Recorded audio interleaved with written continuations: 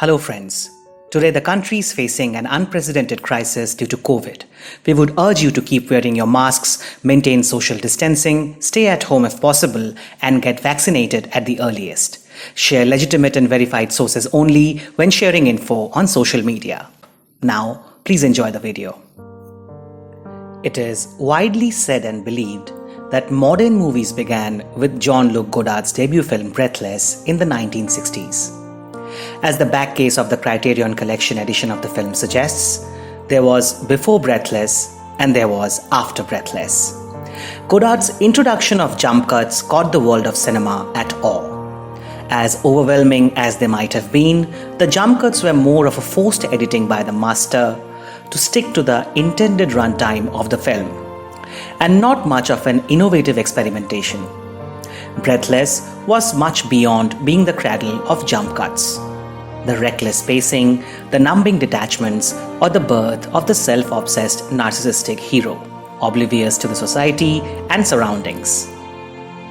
57 years later, an Indian director attempted to reimagine Breathless, and how? Keeping the resonance in its beats and premise, Aashiq Abu reconstructs the French story of detachment into an Indian story of attachment, love, and loss. Mayaanadhi is a beauty of a film, and today we will discuss it in detail and try to understand how it overlaps with the French masterpiece while being relevant to its own time and space. But before we begin this journey across the mystic river, once again requesting your support, share and subscriptions to help us grow.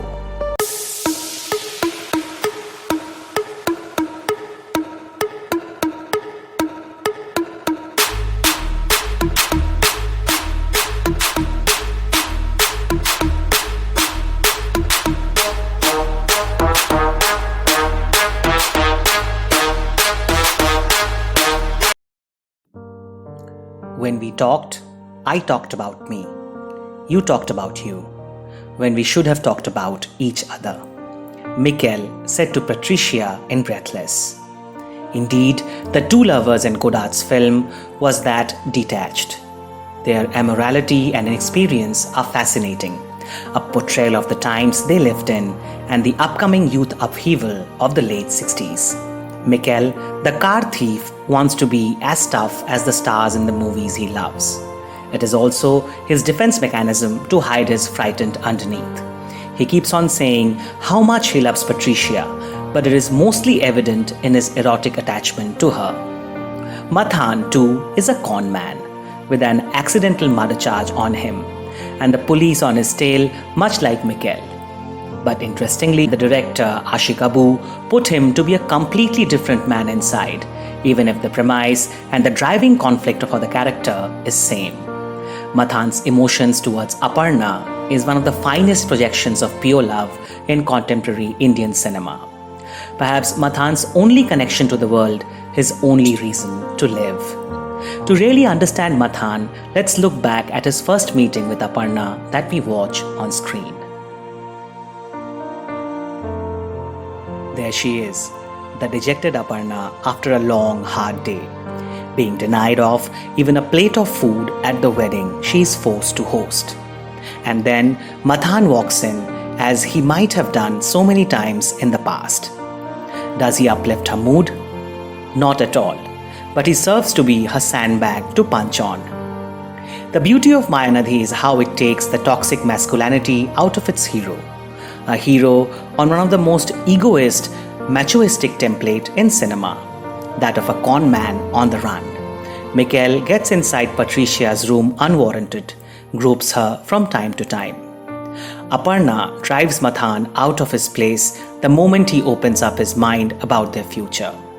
She takes the call every time, invites him to the bed when her spirits are high, and later suggests that sex wasn't any promise for the future.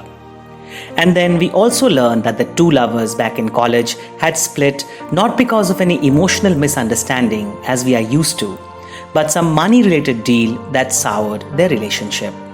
When did you come across something so raw, real, and anticlimactic in Indian cinema when dealing with lovers falling apart?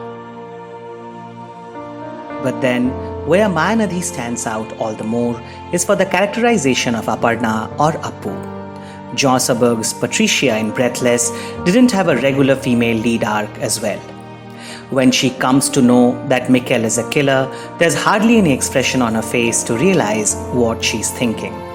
And when she betrays Michel, it's not about who Michel is and about doing the right thing. It's about her acid test to find out whether she loves him or not.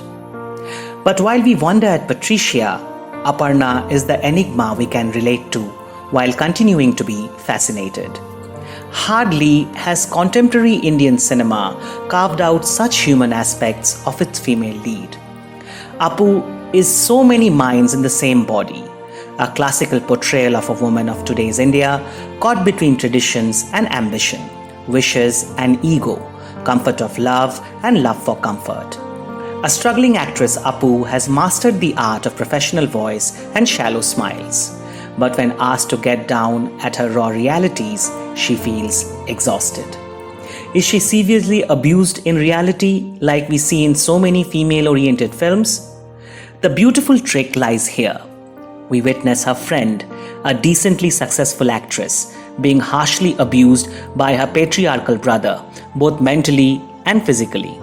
The brother doesn't hurt Appu, doesn't even look at her, and yet the toxic masculinity hits the bystander hard. Perhaps there's no one incident of immense proportion that constructs Appu's wounds. These wounds from hundreds of rubbings, 7 days a week. Wounds from society, the family, from emotions, and from her own self. Life turned her from engineering graduate to dropout, seeking favors and used gifts from the same actress friend she thinks she can beat at looks and caliber.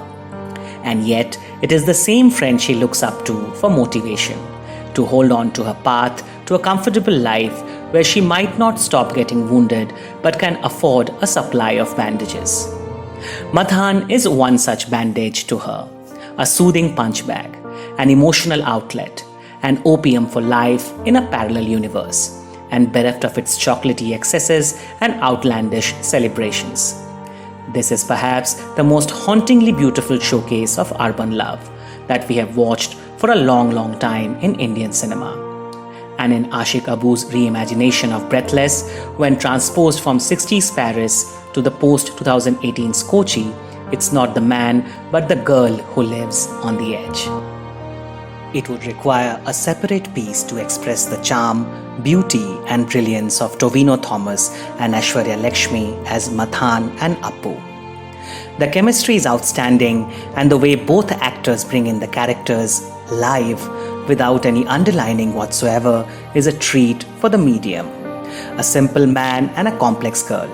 We are not sure which one was more difficult part to play, but let's say Mayaanadhi is what it is, thanks to Tovino and Aishwarya's knockout performances. Famous author Jean-Pierre Melville, in his cameo in Breathless, had proclaimed, "Two things are important in life. For men, women, and for women, money." That be the 60s Paris, but Abu, in his present-day romance, does not paint things such crude or plain. The equations are much more complex, conflicting, and far less crude. And while Godard's film had featured Melville, Abu puts in a cameo by Lijo Jose Pellicer, and Kochi becomes a character of the film as Paris was for Breathless. Cinematographer Jayesh Mohan captures the colors and textures of the city so beautifully. A city waking up to the idea of nightlife. A city starting to treat its social rituals as events.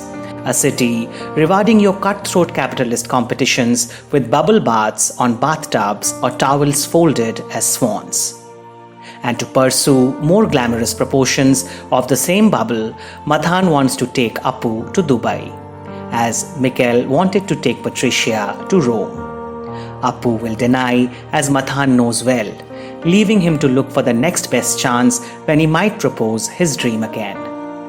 Mayaanadhi is that unique love story where two individuals who cease to fascinate each other are still in love, who mostly hurt each other are still in love, and who have parted many a times before meet up for one last dance. Between grief and nothing, Michel had chosen nothing. Grief is a compromise, he said. Mathan chooses grief like anyone in true love is bound to choose anyway. And as true love often demands, Mathan succumbs. He keeps returning by the side of Appu till he is at the moment of no return. He knew it was coming, unlike Michel, and yet it doesn't detract him for a second. And thus, while the ultimate tragedy closes off the romance in Breathless, in Mayaanadhi it takes a fresh start, across a mystic river in some parallel universe where Appu and Mathan might be still walking together. I want to become immortal and then die. That's what Melville had wished in Breathless. Michel dies for her girl, but in Mayaanadhi it is Mathan and his love that becomes immortal. For men, it's woman. For women, it's money. Grief is a compromise. Eventually, Mayaanadhi might as well touch upon similar philosophies as floated in Breathless, but only in a very different context, looking from the other side of the spectrum. Friends, that's what is reimagination.